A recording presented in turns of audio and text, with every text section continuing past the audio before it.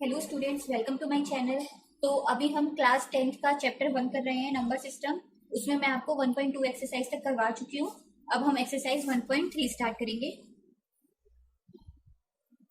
तो अब देखिए 1.3 में क्या है, इरेशनल नंबर्स के ऊपर ये एक्सरसाइज है। हमें इसमें प्रूव करना होगा कि ये जो नंबर इरेशनल होते हैं ये इरेशनल क्यों हैं। तो जैसे कि आपने अपनी प्रीवियस क्लास में मतलब 9th क्लास में पढ़ा होगा कि इरेशनल नंबर क्या होते हैं, रैशनल नंबर्स क्या होते हैं, रियल नंबर्स क्या होते हैं। तो जो रियल नंबर्स होते हैं वो रैशनल नंबर और इरेशनल नंबर से मिलके बने होते हैं। आपके जो रैशनल नंबर्स होते हैं वो भी दो टाइप के होते हैं। एक तो होते हैं आपके इंटीजर्स। इंटीजर्स वो होते हैं जो नॉन डेसिमल नंबर होते हैं, जैसे 1 2 3 4 5, ये सब आपके इंटीजर्स होते हैं। और रैशनल नंबर में एक होते हैं डेसिमल नंबर, मतलब डेसिमल में जो होते हैं, पॉइंट में जो होते हैं। ठीक है, अब डेसिमल में भी दो टाइप के होते हैं। एक होते हैं नॉन टर्मिनेटिंग और एक होते हैं टर्मिनेटिंग नंबर्स। तो नॉन टर्मिनेटिंग नंबर वो होते हैं जिनको डिवाइड करने पे एक ही नंबर रिपीट होता रहता है, जैसे 0.3333, जिसको हम 0.3 बार से भी डिनोट करते हैं, जैसे कि 1/3। ये कभी खत्म नहीं होगा, ये हमेशा 333 आता रहेगा। और टर्मिनेटिंग वो होते हैं जो कुछ टाइम के बाद खत्म, मतलब पॉइंट के बाद खत्म हो जाते हैं एक वैल्यू के बाद। जैसे आप देखेंगे कि आपका नंबर हो गया 2/5, तो आप देखेंगे ये 0.4, बस यहाँ पर खत्म होने के बाद इसका जो रिमाइंडर है वो 0 बच जाएगा। और इसमें अगर हम 1 को 3 से डिवाइड करेंगे तो इसका रिमाइंडर कभी भी 0 नहीं बचेगा, हमेशा 1 रिमाइंडर आता रहेगा, फिर डिवाइड हो जाएगा, फिर 3 हो जाएगा, फिर 1 रिमाइंडर आएगा, फिर डिवाइड हो जाएगा, फिर 3 आ जाएगा। तो वो नॉन टर्मिनेटिंग होती है। और ये टर्मिनेटिंग, नॉन टर्मिनेटिंग मतलब कभी खत्म नहीं होना, यानी कि रिपीट करते जाना। और टर्मिनेटिंग मतलब कि कुछ टाइम के बाद, मतलब डिवाइड करने के बाद इसमें रिमाइंडर 0 आ जाता है और ये आगे खत्म हो जाती है, इसके आगे कोई वैल्यू नहीं होती है। तो ये हमारे रैशनल नंबर्स होते हैं। और जो इरेशनल नंबर्स और जो रैशनल नंबर्स होते हैं, अगर हम इनकी डेफिनेशन लिखें तो ये वो नंबर होते हैं जिनको हम p/q की फॉर्म में लिख सकते हैं, जहां पर p और q इंटीजर्स होते हैं, ये सेट ऑफ इंटीजर्स होते हैं, और जो q है इज नॉट इक्वल टू 0 है।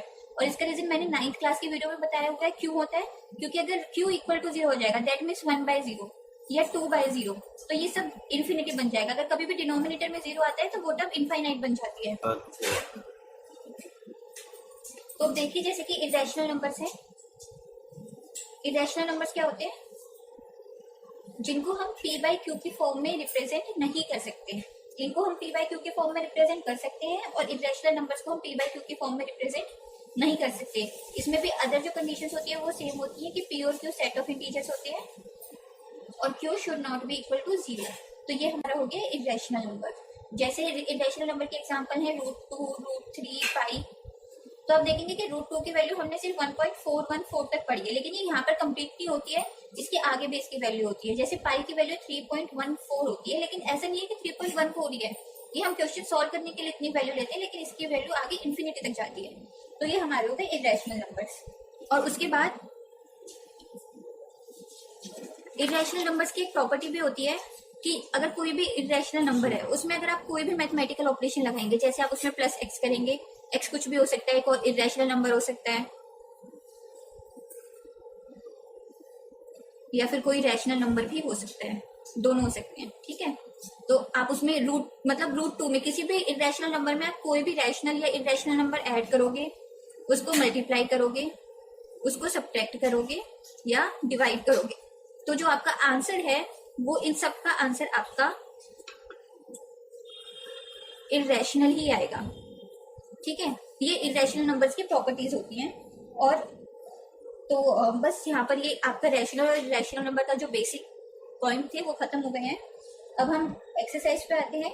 तो एक्सरसाइज में जो सबसे पहले थ्योरम है, वो एक थ्योरम पे हमें वर्क करना है जो इस एक्सरसाइज के लिए इंपॉर्टेंट है।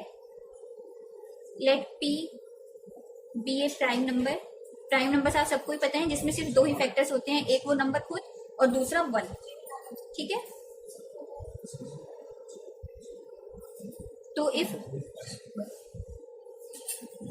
p डिवाइड्स a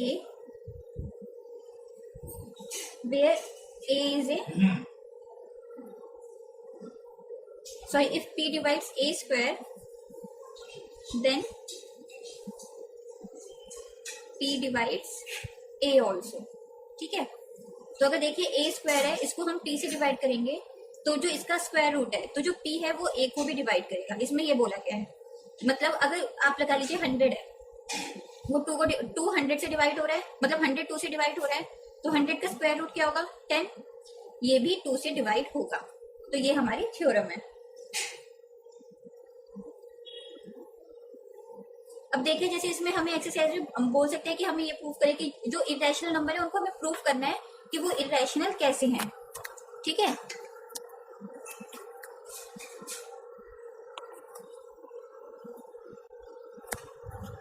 तो आप देखिए जैसे आपको ये प्रूव करना हो जाए कि √2 इरेशनल कैसे है।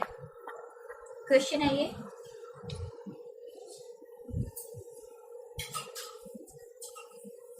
Prove that √2 is irrational. तो आप इसको कैसे इरेशनल प्रूव करेंगे? तो इरेशनल प्रूव करने के लिए आप इसका उल्टा मान लीजिए। आप मान लीजिए कि √2 रैशनल है, तो आप यहाँ लिखिए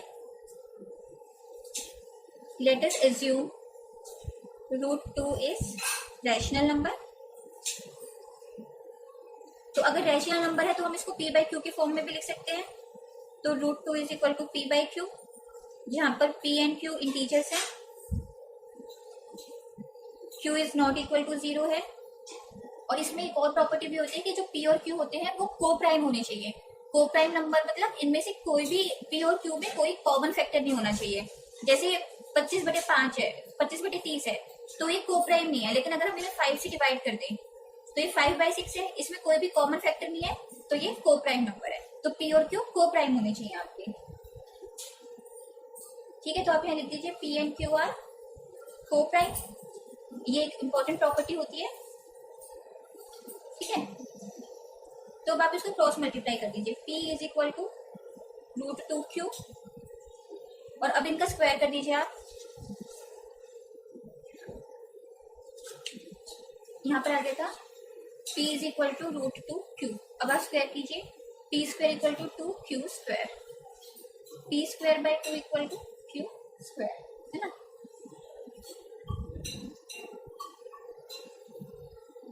तो देखिए यहाँ पर जो 2 है वो p स्क्वायर को डिवाइड कर रहा है। ठीक है, तो जो 2 है वो p को भी डिवाइड करेगा। तो आप इसको मान लीजिए अगर 2 p को डिवाइड करे तो p by 2 equal to a हो गया। ठीक है, ये इक्वेशन बना गई। अब जो p इक्वल टू √2q था, आप इसको इस इक्वेशन में पुट कर दीजिए। नहीं, p इक्वल टू 2a, ये हमारी एक इक्वेशन आ गई। ठीक है,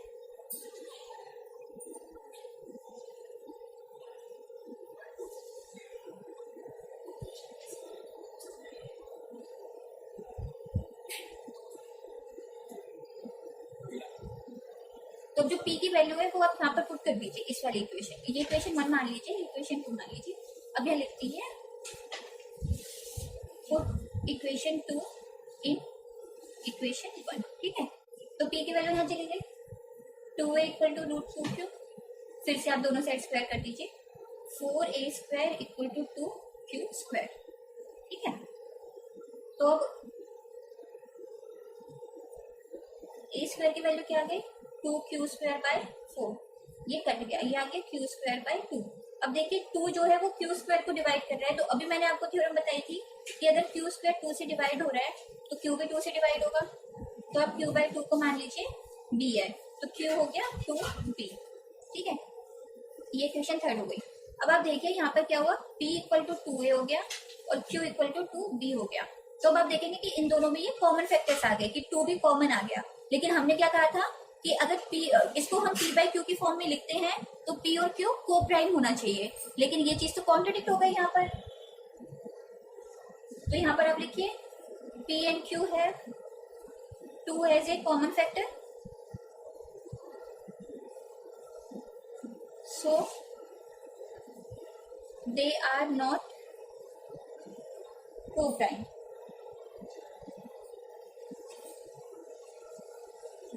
And it contradicts the fact that P and Q are co-prime number तो ये कॉन्ट्रडिक्शन हो गया। हमने माना था कि पी एंड क्यू को प्राइम है, लेकिन यहाँ हमने प्रूव कर दिया कि पी एंड क्यू के पास 2 ऐसे कॉमन फैक्टर है। तो ये कॉन्ट्रडिक्शन हो गया। That means our assumption was wrong. तो जो हमने अज्यूम किया था कि हम मान लेते हैं रूट 2 रैशनल है, वो गलत था। So our assumption was wrong, root 2 is N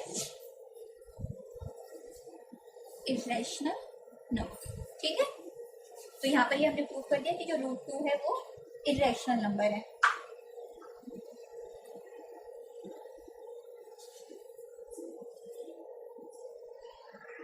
और सिमिलरली जैसे मैंने रूट 2 का किया है, वैसे ही आप रूट 3 का खुद से ट्राई करके देखिएगा। ये भी आपकी बुक का एक एग्जाम्पल है। बिल्कुल सेम ऐसे ही करना है, बस 2 की जगह आपको 3 लिखना है। और अगर तब भी आपको कोई दिक्कत होती है या आपसे सॉल्व नहीं होता है तो आप हमें कमेंट बॉक्स में बता दीजिएगा। ठीक है, तो हम आते हैं एग्जाम्पल नंबर 10 पे।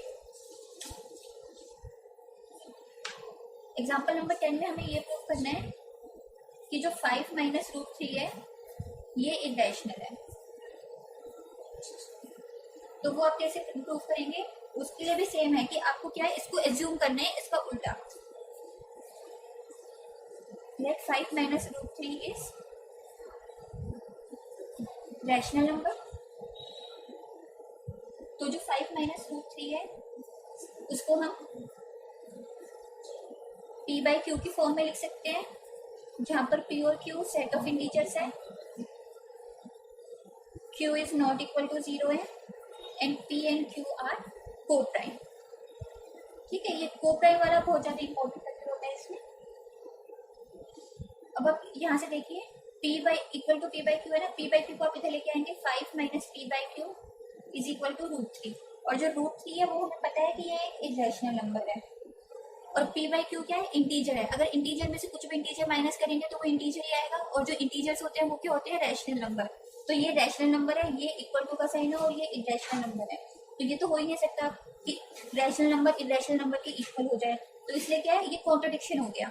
दैट कॉन्ट्रडिक्शन क्यों हुआ, क्योंकि हम इरेशनल नंबर को रैशनल नंबर के इक्वल करने लगे। और ये कॉन्ट्रडिक्शन आया किस लिए, क्योंकि हमारी जो एजम्पशन थी 5 माइनस रूट 3 रैशनल नंबर है वो गलत थी। तो इसलिए हमने प्रूव कर दिया कि 5 माइनस रूट 3 इरेशनल नंबर है। अवर एजम्पशन वाज रॉन्ग। ठीक है, यहाँ लिख दीजिए let us assume.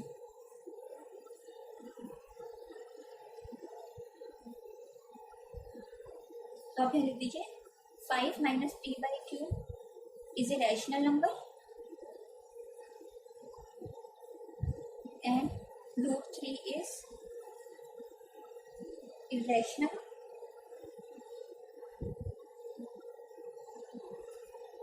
and they both